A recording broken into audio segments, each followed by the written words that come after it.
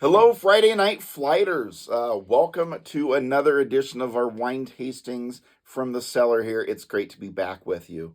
Uh, we've got a little bit of a different type of tasting that we're doing this week. As you know, Lent just started, and I traditionally give up drinking alcohol at home during Lent.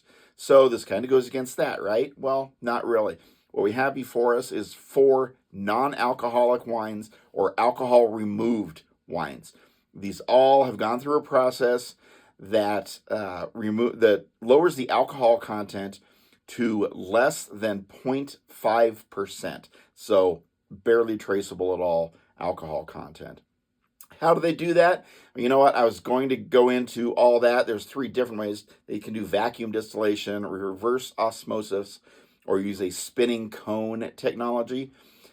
To explain any or all of that would take 30 minutes, and we don't want to do that, especially because we have 4 wines to buzz through. So if you want to learn that, it's all on Google. Just Google how to remove wine from alcohol. It'll tell you more than you ever wanted to know. So we're going to start out, try to buzz through these quickly. We're going to start off with Chloe wine. This is Chloe alcohol removed Pinot Grigio. You may recognize the label. I did in the store. Chloe actually makes some pretty decent red and white wines. I've never had one of the alcohol removed, so I was happy to see a label that I recognized. Let's give it a try. No, all right, on the nose. A lot of citrus, lemon and lime, specifically lime in there. Lime and like a lemongrass is what I'm getting on the nose.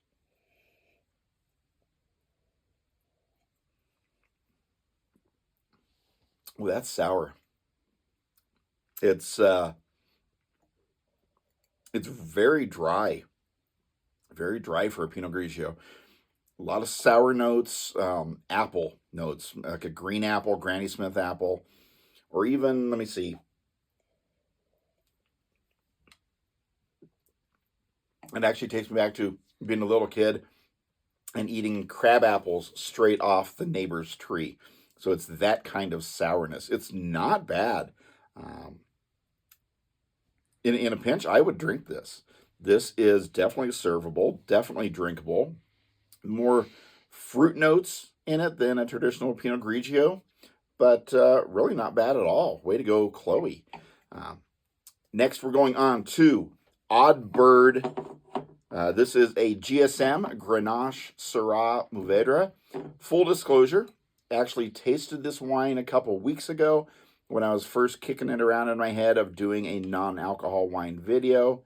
Um, I'm going to admit, I tasted this with a group of friends and it didn't go super well. So we'll see what it's like now, if it's changed at all. It's super plummy on the nose. I remember it being, when we first tasted it, was overpowering, like a burnt plum. But that seems to have gone away. It actually smells pretty good. Plum notes with even almost some port notes to it, ruby port.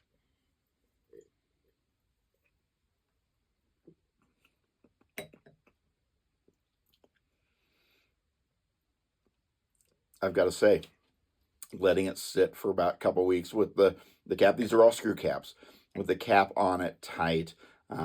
Didn't hurt it at all. In fact, it actually helped it. It still carries through with the plum and some cooking spices on the palate. It's actually turned into kind of that acai berry juice. If you've ever had acai berries, it reminds me of that. Um, it's weird. You know how when you get photos done, you can pick a glossy or a matte finish? For some reason, I get a matte finish feeling on this, like a flat, dry finish on my palate. It's very interesting. Now, a couple of my friends pointed out they thought it tasted a lot like kombucha, um, which I have to admit, I've never had kombucha, so I had to take their word for it. So if you like kombucha, you might like some of these. We're going to go on now to a French Cabernet Sauvignon. I don't know. This is non-vintage. It's Apellina Cabernet Sauvignon, alcohol removed. These other three I have not tasted until now. Super light in color compared to the other two. Not much color to it. What it is there is kind of a brighter red, but very light. That does not smell good. No, that smells horrible. I'm going to be brutally honest.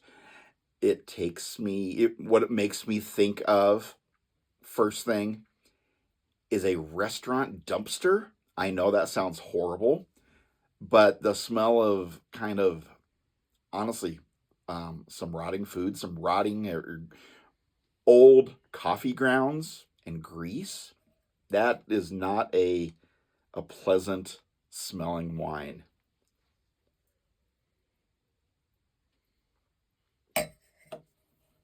That's awful. That's that's hideous. Um, oh, that tastes moldy. It tastes it tastes like it smells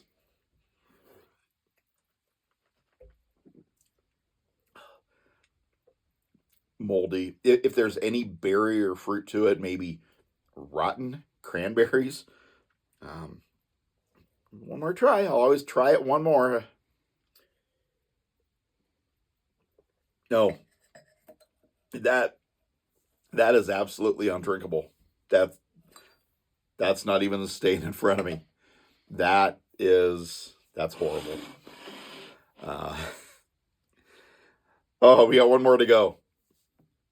We've been going in the wrong direction. Hopefully, this is better. This is Ariel Cabernet Sauvignon. This is actually produced by a great wine producer, J. Lohr Vineyards in Paso Robles, California. Love J. Lohr wines. I've never tried their non-alcoholic wines. They've been actually doing this since '85. So they had 41 years experience. Let's hope they learned some stuff. And it's better than that one. Oh. I'm not sure what you're trying. My phone's talking to me. It's probably calling the ambulance.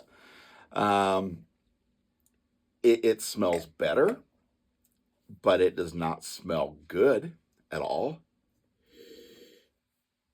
Very chemical smell. Smells like feet.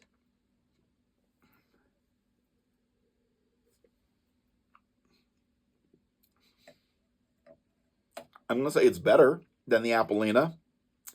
That set a very low bar, so this is better. It's not horrible, but it doesn't taste like wine at all.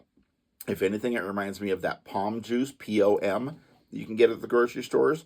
It's got so if it's got any berry qualities to it or fruit qualities, I'd say maybe some pomegranate.